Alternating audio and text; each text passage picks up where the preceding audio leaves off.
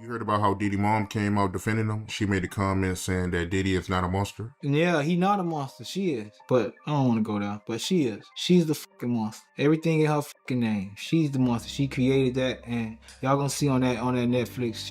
Y'all just check it out. 50 Cent's Netflix documentary on Sean Diddy Combs just dropped, and almost instantly, viewers felt something wasn't lining up. Big chunks of the story felt trimmed down, especially when it came to Diddy's mother, Janice Combs, and what quietly vanished before the final cut. What was left out feels way heavier than what actually made it on screen. Once deleted scenes and resurfaced clips started floating around online, people realized Janice wasn't just a background figure standing silently by her son. These clips painted a much deeper picture, suggesting she played a far more active role behind the scenes. That shift alone changed how many viewers looked at the entire story.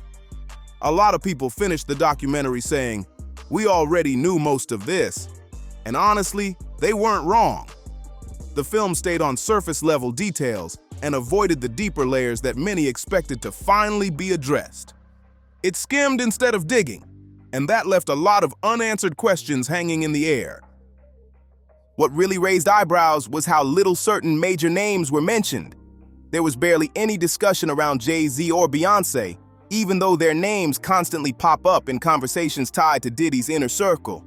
That silence felt intentional to many viewers watching closely. But the biggest red flag was Janice Combs' screen time.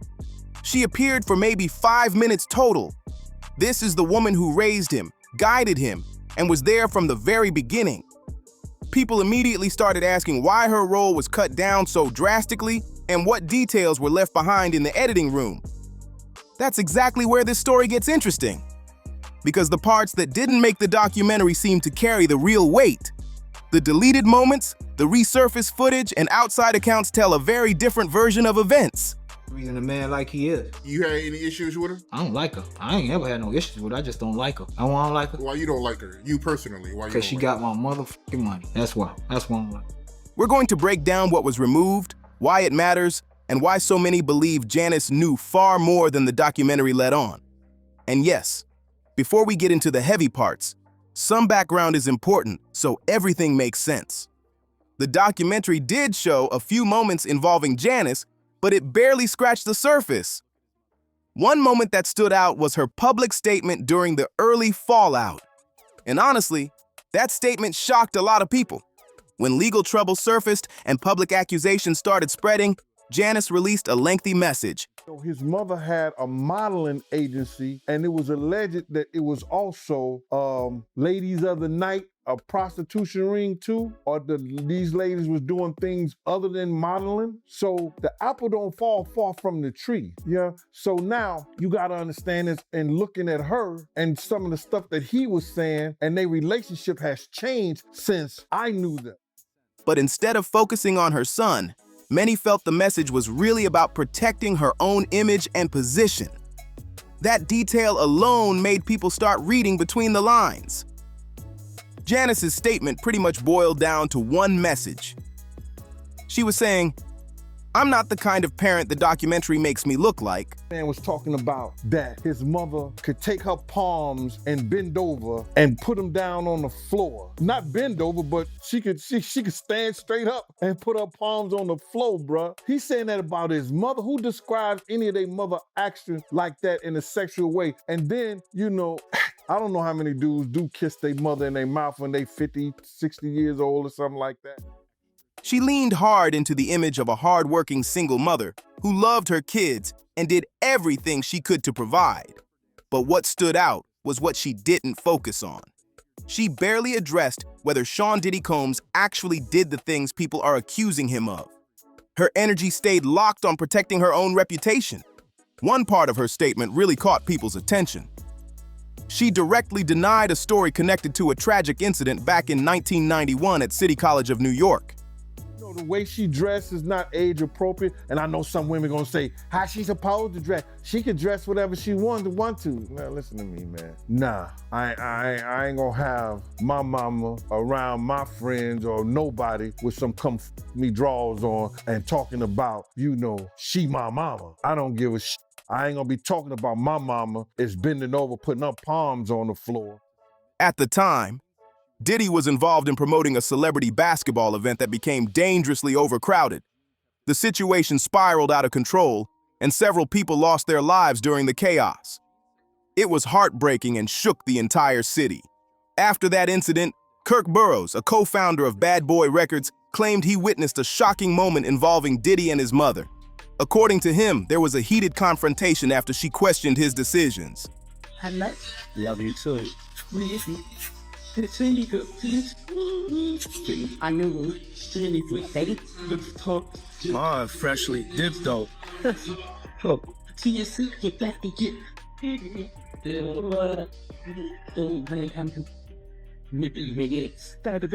I was trying to show the truth.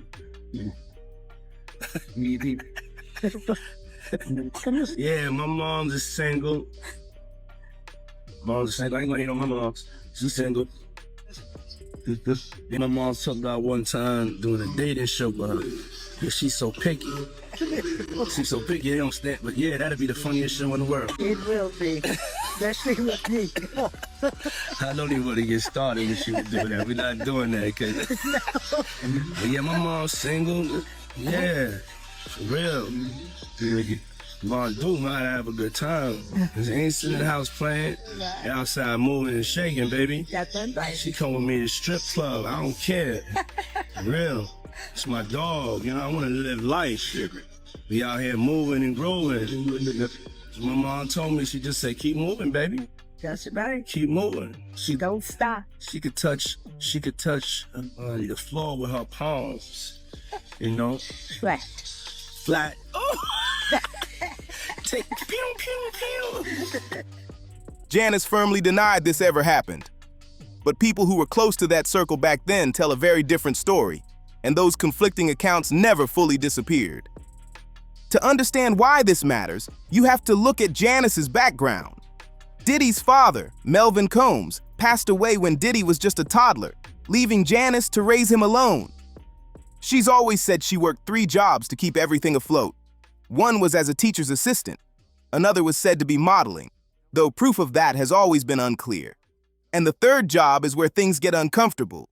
We'll circle back to that shortly. The bigger picture is this. Multiple people who knew the family say Diddy grew up in a very specific environment. And according to them, that environment played a huge role in shaping who he later became. Now here's what the documentary didn't really dive into. While it showed Janice defending Diddy, not everyone was buying her version. One of the loudest voices pushing back was Freddie P., a former artist once signed to Diddy's label. When Janice's statement dropped, Freddie P. responded with his own video, and he did not hold back at all. He argued that while Janice was calling Diddy not a monster, she should be looking in the mirror first. He claimed she was present during many troubling moments and chose silence instead of action. In Freddie's words, her defense now doesn't carry weight because of her past behavior. He compared it to someone with a messy history trying to clean someone else's image. That comparison hit hard because Freddie isn't just a random voice online. He was inside that world, saw things firsthand, and his comments made a lot of people stop and rethink everything. He worked closely with Sean Diddy Combs for years. He wasn't an outsider guessing from headlines. He saw how things moved behind closed doors, how the family dynamic really worked, and his message stayed consistent. If you want to understand where Diddy's behavior comes from, stop looking around and look straight at his mother. Now let's talk about Gene Deal. If you followed this situation for any amount of time, then you already know Gene was Diddy's personal security back in the day. He's been speaking out for years, long before Cassie Ventura ever went public with her claims. This wasn't reaction content. This was long-standing concern. And Gene didn't just talk about Diddy. He made some heavy claims about Janice Combs that never made it anywhere near the documentary. Y'all see when they interviewed Dapper Dan about Diddy? I haven't seen that one, please. They ran into Dapper Dan in Harlem and they asked him what he thought about what was going on with Diddy and if he knew Diddy. And I love Dapper Dan for this. He said, I grew up with his parents. He said, and what's going on with him has been going on long before him. Now, his father was a government snitch and a bad actor in the criminal world altogether. But there's whispers in the streets of Harlem that Diddy's mother isn't alive. Not his biological mother, but that woman is his aunt Whoa. There are Wait a minute. whispers. Wait a minute. There are whispers. According to Gene, Janice's so-called modeling operation wasn't what people thought it was. He alleged it functioned as a front for adult-only social arrangements that went far beyond fashion or photos. Gene explained that Diddy didn't pick up his habits from his father, who passed away when Diddy was very young. Instead, he believes those patterns came from watching his mother's world up close. Gene used a simple phrase to explain it. The apple doesn't fall far from the tree. Meaning if certain behavior was normalized early on, it shouldn't shock anyone that similar accusations followed later in life. And somehow, the story gets even stranger. Gene also pointed out moments where Diddy spoke about his mother in ways that made people uncomfortable. There's an old clip where Diddy brags about how physically flexible she is, describing it in unnecessary detail. Gene questioned why anyone would talk about their parent like that. To him, the tone felt off, awkward, and crossed normal boundaries. He made it clear. This isn't how most sons describe their mothers.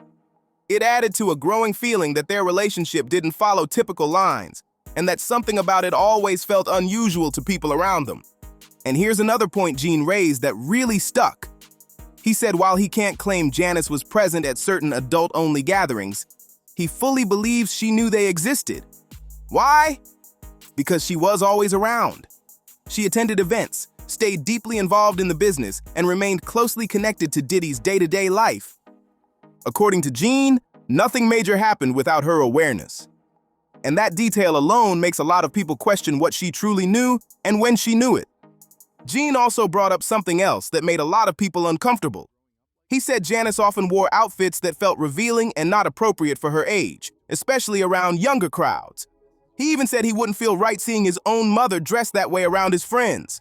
According to him, the energy just felt off, and the situation never sat right. Now here's where things really picked up online. There are several videos circulating that people have been breaking down frame by frame. These clips were completely left out of the documentary, but many viewers believe they say more than words ever could. First up is the IV treatment video. In the clip, Sean Diddy Combs is sitting beside his mother, Janice Combs, and they're both receiving IV hydration. They act like it's totally casual, no big deal, just routine care. But here's why people raised eyebrows. According to public legal filings tied to Diddy's case, some guests at his high-energy private events reportedly needed IV hydration afterward due to exhaustion. So when viewers saw both Diddy and Janice receiving IVs at the same time, people started asking questions. The timing felt odd. The context felt strange. It didn't prove anything, but it definitely sparked curiosity. Then there's the kiss video. This one made a lot of people uneasy. In the clip, Diddy kisses his mother on the lips, and it wasn't quick or casual. It lingered long enough to make viewers uncomfortable. On top of that, he jokes on camera about his mom being single and needing a man. That alone made people pause and say, "Why talk like that about your own mother?" But it didn't stop there. Viewers noticed Janice was wearing white nail polish in that same clip.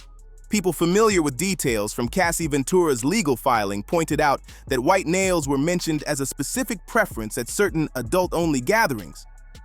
That similarity raised even more eyebrows online, even though it remains speculation. Photos have also surfaced, showing Janice wearing very revealing dresses, styled more like a nightclub look than a family event. In several images, Diddy stands right beside her. People online started asking why she appeared styled more like one of his companions rather than his mother. It just didn't fit what most people consider normal. And here's where the story takes a heavier turn. This is the part the documentary completely skipped. People who knew Diddy growing up have shared troubling accounts about what life was like inside Janice's household. Those stories paint a picture far more complicated than what viewers were shown on screen. According to someone who grew up around Sean Diddy Combs, his childhood home didn't feel like a normal family space at all. A longtime friend claimed that Janice regularly hosted chaotic adult gatherings at the house. These weren't simple get-togethers. They were loud, unstructured, and often crossed lines that shouldn't exist in a home with children present. the claim is that young kids would sometimes wander into rooms and accidentally witness adult behavior they were never meant to see. According to people who were there, this wasn't rare. It was described as just another weekend night in that house. Growing up in an environment like that can seriously shape how someone views boundaries later in life. That same friend said he believes a lot of what's happening around Diddy today traces back to what he was exposed to as a child. He admitted he doesn't know every reason Diddy turned out the way he did, but he strongly feels those early experiences played a huge role.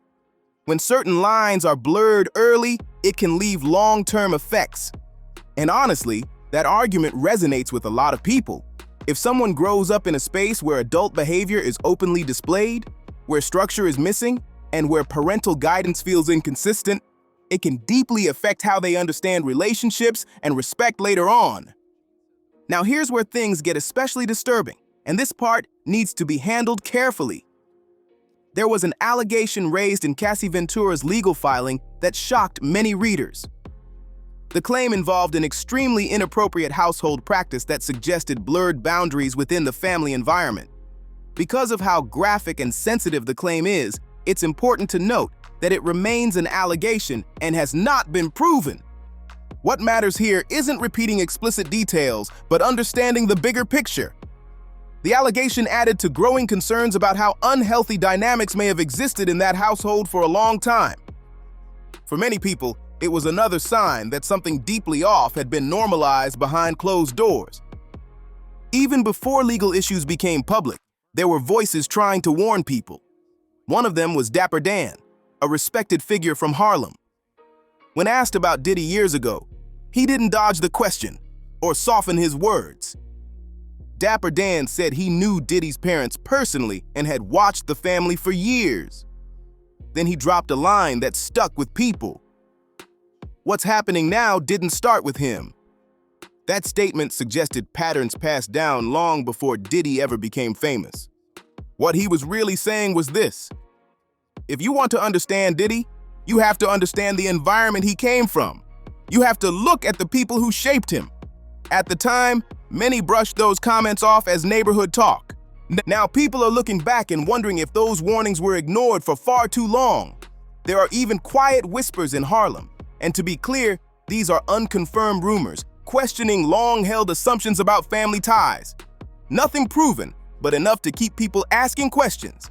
Some people in Harlem even go as far as saying Janice might not actually be Diddy's mother, but possibly a close relative like an aunt. Now, nobody is claiming this as fact. But the fact that these whispers exist at all says something important. People who knew the family personally still have serious unanswered questions about what really went down back then. One person who's been openly talking about this for years is Jaguar Wright. She's repeatedly said that Janice was the blueprint, the original influence behind how things operated. According to her, Diddy didn't invent anything. He learned by watching, absorbing, and following the example set in front of him. And that brings us back to Gene Deal, Diddy's former security. Gene shared something that the documentary completely avoided. He said the real reason he was let go had nothing to do with his work. Instead, it stemmed from ongoing tension involving Janice herself. According to Gene, Janice repeatedly crossed professional boundaries. He said she would ask him to handle small personal tasks that felt unnecessary, almost like tests. In his view, it wasn't about the task itself, but about seeing whether he would comply without question. Gene said Janice would drop comments asking why he never called her or why he kept things so formal. Gene made it clear he stayed professional at all times. He addressed her respectfully as Miss Combs and kept a clear distance. Eventually, things escalated. One day, Janice asked Gene to leave the office and retrieve food from her car. Gene looked around and noticed there were plenty of staff members available. That's when it clicked for him. He felt the request was more about control than convenience. Gene refused. That refusal didn't sit well. Janice reportedly became upset and questioned why everyone else followed her instructions except him. The tension grew loud enough that Diddy overheard it. According to Gene, Diddy stepped in and told his mother to stop bothering him and let him work. But by that point, the situation had already shifted. Not long after, Gene noticed his shifts being reassigned. Slowly but clearly, he was pushed out. Looking back, Gene believes Janice may have taken his refusal personally, and when he didn't respond the way she expected, things turned against him. But here's where it gets even stranger. Gene said Diddy showed a level of protectiveness toward his mother that felt excessive. Not just concern, but possessive energy that made people uncomfortable. And Gene wasn't the only one who noticed this. According to Gene, Kirk Burroughs once told him that he witnessed a heated confrontation between Diddy and Janice back in 1991. Gene also claims he personally saw Diddy verbally lash out at his mother inside a limousine using language that shocked everyone present. Those moments painted a picture of a relationship filled with tension, control issues, and emotional volatility. And once again, it's the kind of context the documentary never even tried to unpack. Gene said there was a moment where he finally stepped in and drew a line. He confronted Sean Diddy Combs directly and made it clear he wouldn't tolerate hearing his mother spoken to that way around him. According to Gene, Diddy immediately backed off because he knew Gene wasn't playing. That moment exposed just how tense and unhealthy the dynamic really was. Because here's the pattern people keep pointing out.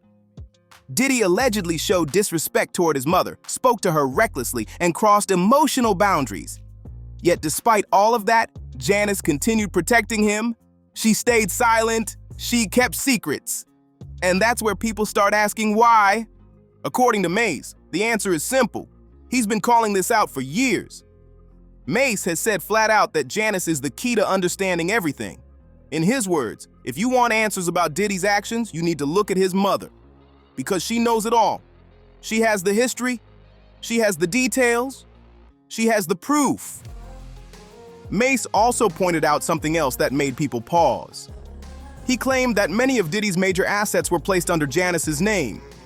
Homes, vehicles, business interests.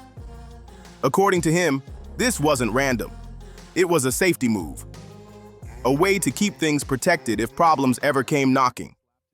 And then Mace dropped another heavy truth. Many people who could have spoken openly about Diddy are no longer around or are legally restricted from talking. The notorious B.I.G. passed away. Craig Mack passed away. Black Rob passed away. Others signed strict agreements that limit what they can say publicly. But Janice? She's still here. And according to many, she's been holding everything down for decades. That might look like loyalty to some, but to others, it looks like active participation. And that's where the conversation shifts. Here's something the documentary barely touched, but it matters. How did Diddy really get his start in the music industry? The official version says hard work and opportunity. But longtime insiders whisper about deeper connections behind the scenes. Some claim Clive Davis had ties to Diddy's father, Melvin Combs, long before fame entered the picture. And after Melvin passed away, young Diddy allegedly found himself under Clive's guidance surprisingly fast. To some people, that didn't feel accidental. There are theories that Diddy didn't just rise naturally, that he was selected, guided, and shaped for the role. And according to those same whispers, Janice wasn't just watching from the sidelines. She may have been deeply involved in steering things. Now here's the part people are really paying attention to. Some reports suggest Janice may have helped manage or hold assets during times of legal pressure. If true, that could place her under serious scrutiny. And that's no longer about being a supportive mother. That becomes a question of responsibility. So now the real question is this. Is Janice simply a mother protecting her child at all costs? Or is she the quiet force behind the scenes who helped shape, shield, and sustain everything that followed? Drop your thoughts in the comments. I want to hear where you stand on this. And make sure you like, subscribe, and turn on notifications for ScarFame. New details keep surfacing every single week, and you don't want to miss what comes next. Share this video, sound off below, and I'll see you on the next one.